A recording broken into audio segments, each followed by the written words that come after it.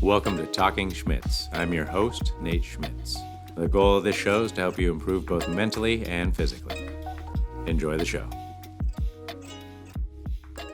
Hey Nate, Hey. ask me what I've been up to. What you been up to, AJ? I've been chilling, getting ready for this episode. Oh, I see what you did there. Because today we were going to talk about cold therapy. Can you tell us a little bit more about what exactly is cold therapy? Before, anyone makes assumptions, it's not exposing yourself to sick people. It's actually exposing your body to colder temperatures. Generally, most people are familiar with like an ice bath or maybe cryotherapy. But yeah, you're giving your body exposure to cold. And cold will go as anything below, 60 degrees. See, I thought cold therapy is what my therapist does when she's not really listening to me. That would be a funny technique. And cryotherapy is when she makes me cry. Can also go by cryotherapy or the cold therapy, but yeah, your ice plunges, your cold water immersions, you're diving into a frozen lake, maybe. Oh, yeah, the polar swims and a cold shower. Small barrier to entry with the cold showers. Most people have access to a cold shower. And things like the cold immersion, the cold therapy has been getting a lot of traction lately on the internet with your Joe Rogans going into ice baths, all these TikTokers doing ice baths. But is there really any science behind it? Is there any benefits to implementing cold therapy? Absolutely none. Episode done. No, there's actually quite a few benefits, and that's why we're talking about it. And hopefully to upsell the good ones and downplay some of the overly sold magical benefits of cold therapy that it, cures everything. There's Uh, quite a few, but let's do the top three benefits that we think might be interesting for our audience. First one that usually comes to mind is with regular cold exposure, you're going to shift your fat profile. You're going to get your white fat to convert more into brown or beige fat, which we call like baby fat, which is generally what we metabolize to stay warmer. And so by converting the fat, we actually metabolize fat way more effectively, which when you do everything properly with your diet and exercise routine, will enhance your fat loss.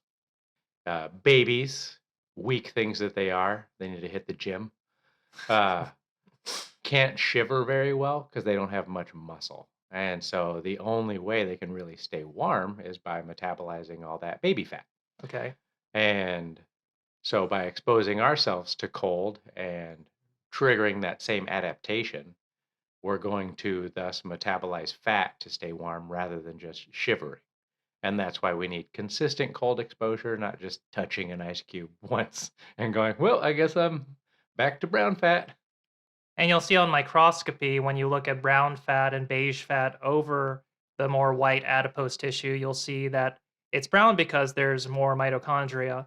Thereby, the metabolism of that fat is going to be more efficient. You'll be able to mobilize more lipids for energy. And generates more heat. Ooh. Yes. One of the few cases that being brown is better than being white. Yeah, see, there's balance in the world for all you people Exactly. out there. White fat might make more money, but it's the brown fat is where it's at. The brown fat, as always, is doing more of the work.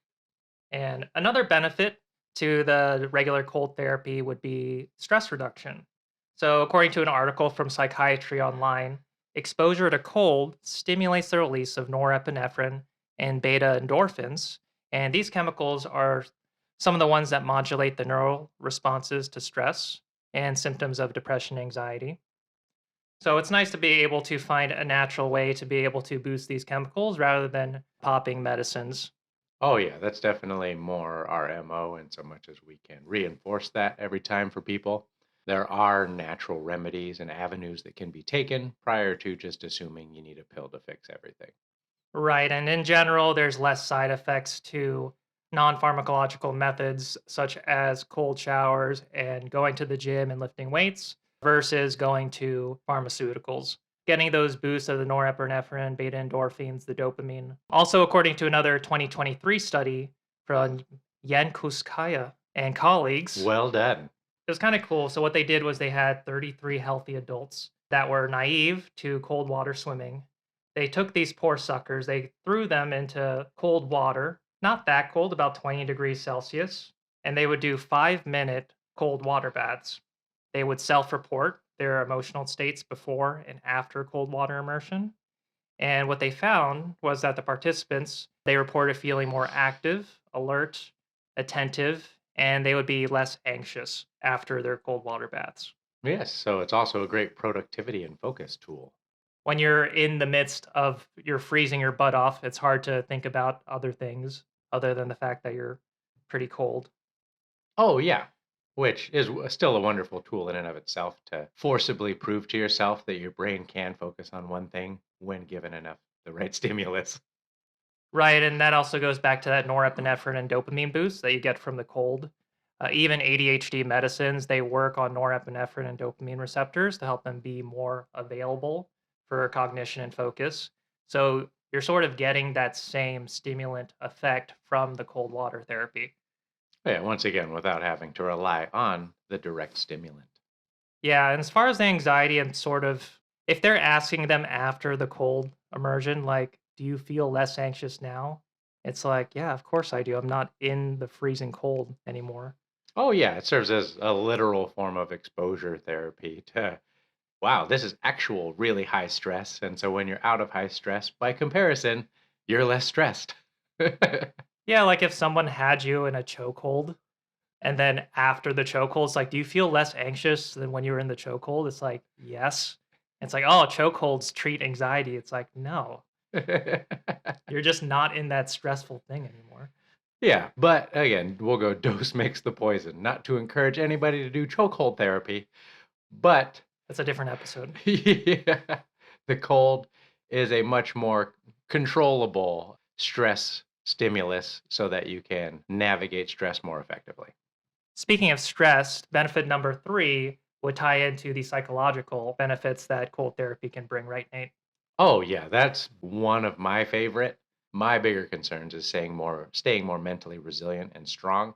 And so by doing regular cold exposure, you just get progressively better and better at doing hard things and facing your fears. And it just gets you better and better at it with regular exposure without really having to try nearly as hard as doing, say, more terrifying things like, I don't know, walking in the dark if you're afraid of the dark or holding spiders or whatever your fears are. It's a much more, Just rubbing a snake on yeah. your face. Start Yeah. the day with that.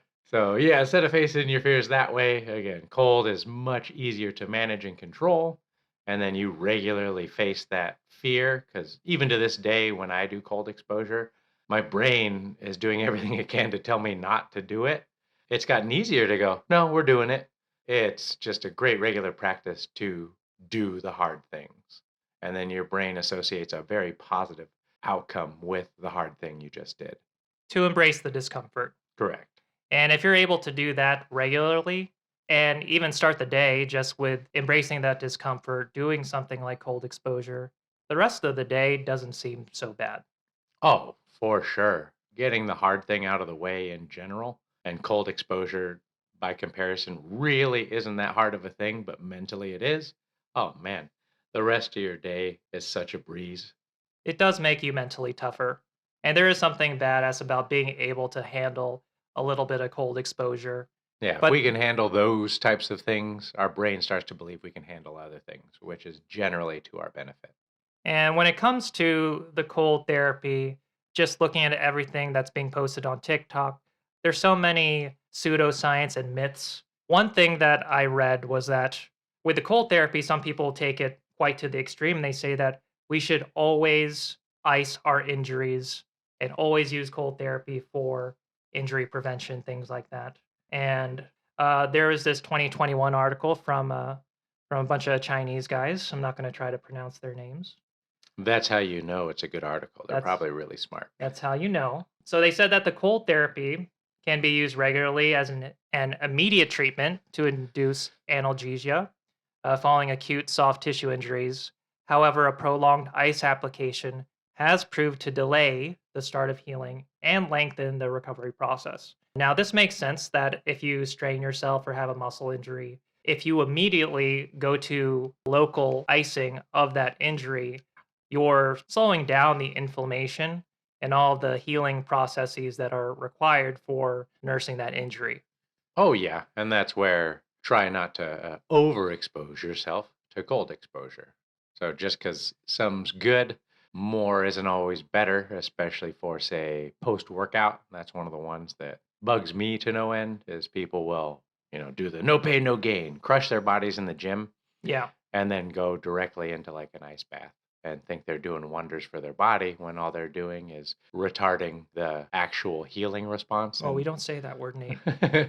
and inflammatory response that is necessary to actually recover and grow healthy tissue. And so you're being actually counterproductive by doing that regular cold exposure post exercise or intense bout of exercise. Would say that would be the worst time to do any kind of cold exposure, would be the post workout because of the counterintuitive mechanisms that you're acting upon the muscles that you're trying to make gains on or to work out. Oh, yeah, you're sending your body literal mixed signals, and it's gonna not really do much for you other than be confused.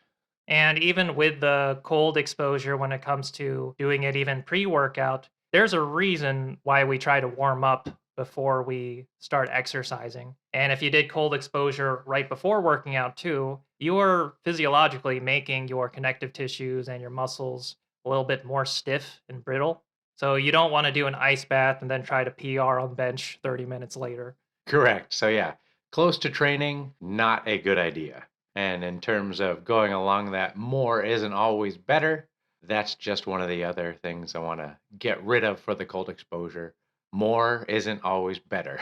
So, taking that 5 minute one you mentioned earlier, like just because 5 minutes may help with certain things mentally and even physically, doesn't mean, oh, I'm going to sit in an ice bath for an hour, because then you're doing damaging the tissues usually by staying in cold exposure.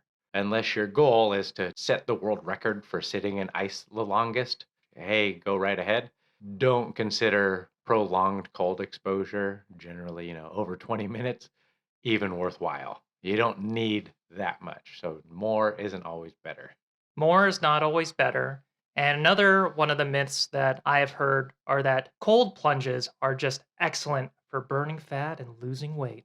Well, that's the clever marketing. So, in mentioning what we did earlier, the brown or the white fat to brown fat, it helps with fat metabolism, but you're not going to lose weight or fat. Still the basic rule if you're not in a calorie deficit. So, you can't ice sit your way into becoming shredded. If only it worked that way. Yeah, we would just sit on cold chairs all day and be hyper lean. Eskimos would be the Mr. Olympia. Oh, yeah. That'd be great. All the Mr. Olympia Eskimos. It's like, dude, what's your secret? It's like, oh, I'm an Inuit. Yeah. Oh, Well, yeah, all right. there is truth to the say quote unquote boosted metabolism, but that's also you have to take into consideration the previous thing we said. They have literally prolonged cold exposure to where their body needs to stay warm damn near all day because they're in the cold almost all day. So it's not that doing that the whole time and sitting on an ice block is going to help you boost your metabolism. You're just increasing your metabolic needs. And there are way more effective ways to do that. Reduce calorie intake and just use the cold exposure to make it so you metabolize fat more effectively, not just sit in a freezer all day. I'm pretty sold that cold therapy can have some benefits if you know what to expect. If you're listening to this and you wanted to dabble in a little bit more cold exposure and see how you feel trying to incorporate this, what are some things that we can do or instructions we can follow to start to scale this properly? All right. So to reiterate, do not do near your training. Pre or post workout, avoid cold exposure. If you could do it on a separate day, that would be even simpler. For you type A's out there, general rule first thing in the morning, far away from your workout. Because if you work out first thing in the morning, then you're kind of out of luck and try and do it on a separate day.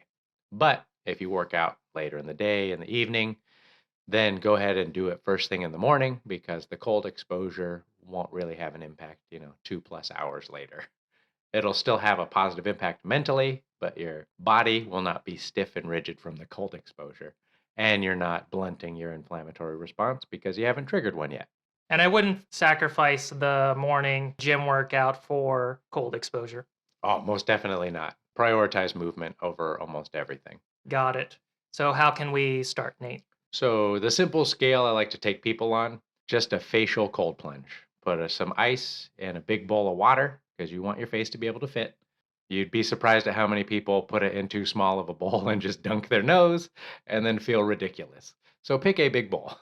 But once you Hey pick a man, big scaling. yeah, once you pick a big bowl, you can start with as little as 15 seconds exposure to where you're just doing a breath hold in the cold exposure, work up to 60 seconds. There's also some breathing benefits for that one, but just a simple cold plunge with your face will start triggering your body to adapt to cold, which is very, very cool.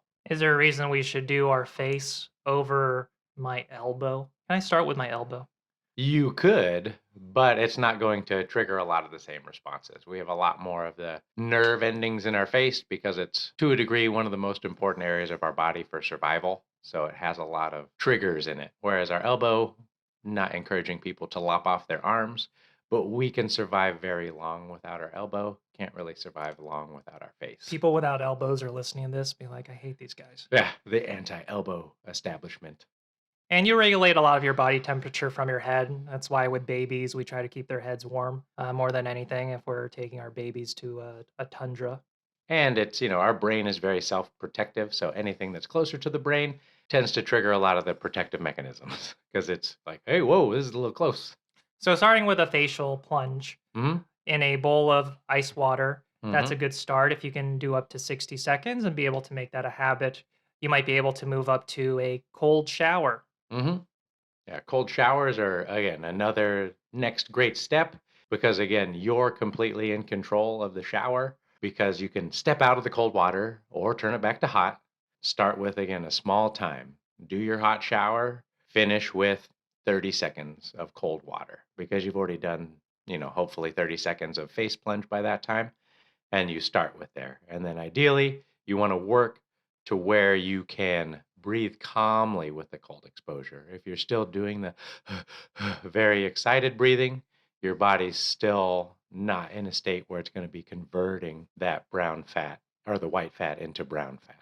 And similar to why the face, you want to aim for the back of the neck because that one's very sensitive to the cold. Hmm.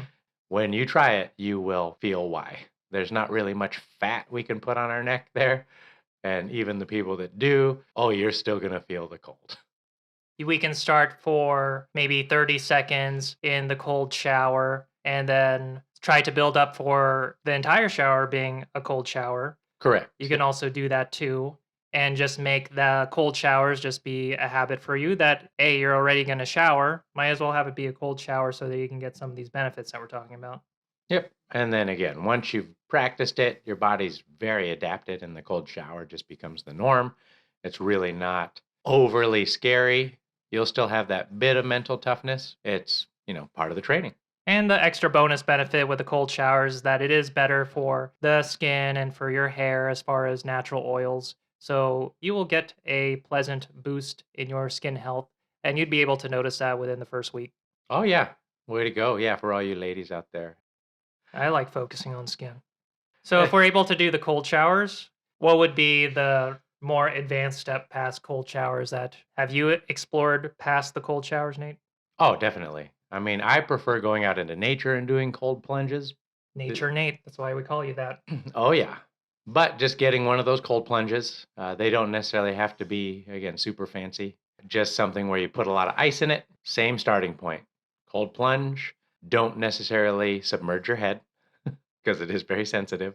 Just Cold get plunge ear for 30 infections. seconds. Oh, geez. Just the headache, all sorts of bad stuff from it. But that being said, start with 30 seconds and then work your way up to being able to sit calmly in the cold plunge for, 5+ minutes. And then in terms of not doing too much, you do not need to aim for anything more than 20 minutes. In reality, if you just really wanted to challenge yourself, 5+ minutes is going to do you a solid. So I don't have to do the Wim Hof 3 hours in Antarctica. I mean, no, that is, if that's your prerogative, You can try it and you can train your body to do something like that, but it is not recommended, especially for general health purposes. Got it. So just to summarize, the cold therapy, cold exposure, cryotherapy, whatever you want to call it, can have some profound health benefits in helping us to produce more brown fat, to helping with things like stress reduction, those mental health benefits. It can have a calming effect, help with our focus, as well as those psychological benefits to make us just a little bit more tough and a little bit more resilient to our day-to-day stressors. Oh, most definitely. And then ideally, just try and get it to optimize first thing in the morning. But just getting it in regularly will still give you the benefits. But for optimization, aim for the morning. You'll need less coffee. You'll start your day very alert, and it keeps everything signaling properly. Any last thoughts, Nate? Just that this was a pretty cool episode. Well, get out there, give it a try, and stay frosty, ladies and gentlemen. Yeah. Thanks for tuning in. We hope you enjoyed today's episode of Talking Schmitz. Remember to subscribe, leave us a review, and share us with your friends. Your support helps us reach more people and continue bringing you quality content. You can find us on Instagram at talking_Schmitz, and we'll catch you next time.